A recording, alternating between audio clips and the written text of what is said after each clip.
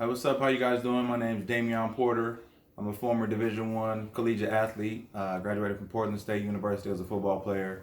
I'm currently a father, a business owner, and a black man living in America. Yes. I'm making this Can I Be Vulnerable video because obviously the creator and founder, BJ Williams, is one of my best friends.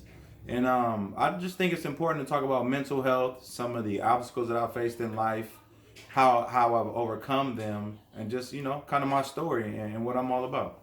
I think the biggest thing that I've struggled with up to this point in my life, being 33 years old, was not having the success in football that I always dreamed of. Right. Obviously, every little boy has a goal of wanting to play in the NFL. Was I close? Yeah, but was I far? Yeah. My former collegiate head coach, my senior year, he coached in the NFL. Right. And so I saw every team you can imagine come to a game. Right. 1 through 32.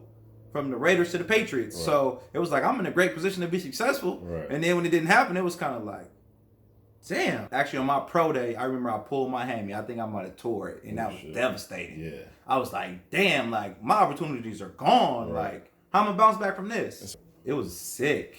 It was like you lost a child, lost a family member. It was like all my hopes and dreams went down the drain because that's all I thought as a little kid. That's all I was programmed for. Right. I didn't feel like I went to college to study. Right. I went to college to be a football player. I thought I was the man. Right. You couldn't tell me that I wasn't. Yeah, From the time I played Pop Warner, I was always the best player. Yeah. And so to get around guys that are as equally as talented and I hate to say it, some more talented, Right. it was kind of like, damn, okay, but I enjoyed it. Yeah. But at the same time, it was like reality sets in, and you got to have that come to Jesus moment where you're like, okay, you thought you were this guy, Right. but you are no longer this guy. Right. So what's next? What's the next step? Right. After, it was a sense of loss of identity. Oh shit.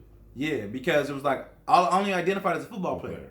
So I identified as this cocky, smooth talking football player that could get a bunch of ladies. Right. And then when that didn't happen, I mean, I'm still this good looking, smooth talking dude, but that other side of my life was kind of like, it was gone. It's like you lose a family member, you're never gonna see them again. Right. I'm never gonna see that side of my life again. Right. So it was a distant memory. And it was kind of like, where do I go now? After I graduated school in Portland, I went working in a nightclub and just started making money and living life and enjoying it. But it was tough. It was difficult. I remember I went and I tried out for the CFL. We had a workout in Portland. I wasn't in shape.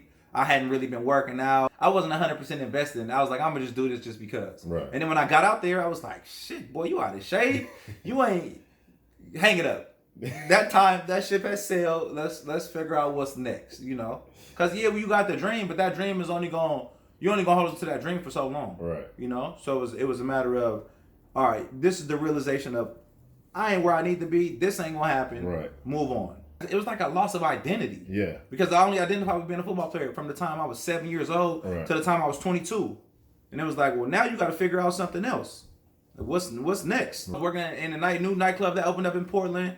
I'm seeing a bunch of people I knew, but it was no competition. It didn't fuel that competitive edge that I had. Right. I would go play basketball at 24-hour fitness, but I wasn't a basketball player. I was doing it just because I was athletic, because I still was in the workout phase. I still worked out 5 to 6 times a week. So I still had that mentality, but it wasn't like I'm getting this fix of, okay, competitiveness. I'm playing for a goal. I can go smack the shit out of somebody legally and get that out of my system. As football is violence. It's a gladiator sport. Right. So I didn't have that release. I didn't have that outlet.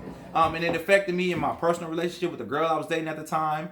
How'd that manifest Anger itself? issues, just not feeling. She supported me, but just not having that release, that outlet. And it affects your temperament. It affects how you feel as a man. Or do you have feelings of inadequacy, or do you have feelings of failure? And I had that, but it was underlying. And so I masked it, drinking, smoking, partying, whatever the case may be. Right. And I wasn't really able to come to grips with that until, I would say, within the last 5 years. So I'm 33, so about maybe 27, 28 is when I was able to really self-assess and understand, okay, you good. What sat you down and made you self-assess, really? Getting in business for myself, working with a company that focused a lot on personal development and being the best version of yourself, having to grow, having to change. Right. So I started reading more. I started listening to Eric Thomas, who was a great motivational speaker. I started listening to Tony Robbins, Les Brown, Jim Rohn. Right. And so once I started doing that and started understanding, okay, that was just a part of my life. That wasn't the only part of my life.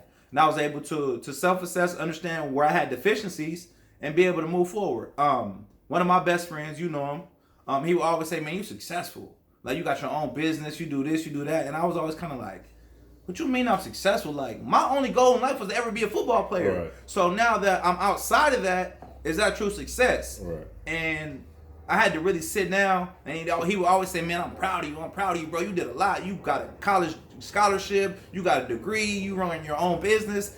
And it took me a while to really accept that and be like, "Wow, you are successful. Just because it didn't happen how you thought it was going to happen, God had a different plan for you." Let me ask, do you celebrate your wins?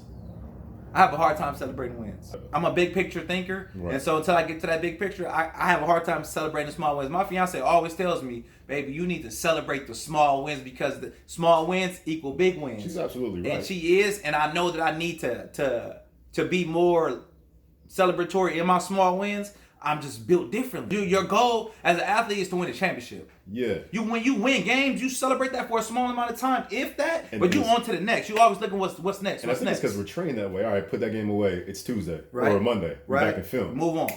You know what I mean? I think we're trained that way too, so that might be why it's difficult for us to do that. Just being consistent every day. It's small wins. You know, it's the little things that count because the little things add up to the big things. I'm quick to think as opposed to react, and I try to think about how I'm going to react and what I'm going to say before I say it. Because you know me, I'm straightforward. Yeah. I'm going to tell you like it is. Right. And I don't mean to be rude, disrespectful, but I only know how to be me, which is one way, and I'm direct and I'm straightforward. I'm going to give it to you like it is. You're going to take it or leave it. Right. But I focus on being aware of how I'm going to come off, other people's feelings, because before I wouldn't care. What? I wouldn't care about your feelings? Right.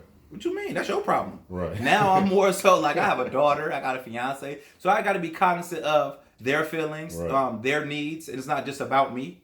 But I have learned to take care of myself first. Yes. Because I feel like if I don't take care of myself, how can I take care of my fiance and my daughter? I agree. I have to be whole so I can help them out. It's like the glass half full, the glass half empty. It's like if I got a full pitcher, I can pour into your glass. Right. If you empty, I can at least give you some of what I got. Right. But if I'm empty, how can I pour into you? Right. It's not going to work. Like We're both going to be unhappy. That was good. I like that. That was good. So I focus on that. I focus on my family relationships because I know some of my family relationships aren't the best. And I need to improve those areas. I understand that life is going to end at some particular point in time. You know, so the older I get, the more I'm aware of my relationships, you know. My mom's gone through a lot. From not having her parents, either of her parents, to family members, to a chaotic home life growing up in foster care, the whole nine. So it's kind of like, how can I be, as her oldest son, as the man of the house, being 33 years old, how can I help her? I've talked to her about getting help as far as counseling so she can overcome some of the obstacles and have that release, because I can only do so much. I'm not a licensed therapist. I'm not certified to do this, so I can only give you so much based on my knowledge and where I'm at and just the skill sets that I have. I can be a open ear, but I don't know the words to say to help you get over what you've been dealing with. Believe in yourself. Believe in yourself more than anything. I'm in financial services and I just started a family business, and we try to give people the opportunity to be the best version of themselves, to become entrepreneurs, to protect their family's assets. And I'm just on a mission right now, just to help as many people as I can, because I feel like in life, that's what you're supposed to do. You're supposed to help people no matter what. If you can help people, your goals, your needs, your wants will always be met. And so I'm big on that. But more so just from a life standpoint, show gratitude. Be grateful for the things that you have. You only get one life. So make the most of your opportunities, mend those relationships, those broken relationships with your family members. Love everybody, be nice to everybody, be kind, because that's what the world should be about. There's so much negativity going on, and it's more so prevalent because everybody has a camera phone now, and so you can see the negativity that's going on. But it's a lot of positivity that's not shown. So I would say just be thankful, be grateful, build relationships, love everybody, and just be the best version of yourself, whatever that may be. But that's my Can I Be Vulnerable. I appreciate you, bro.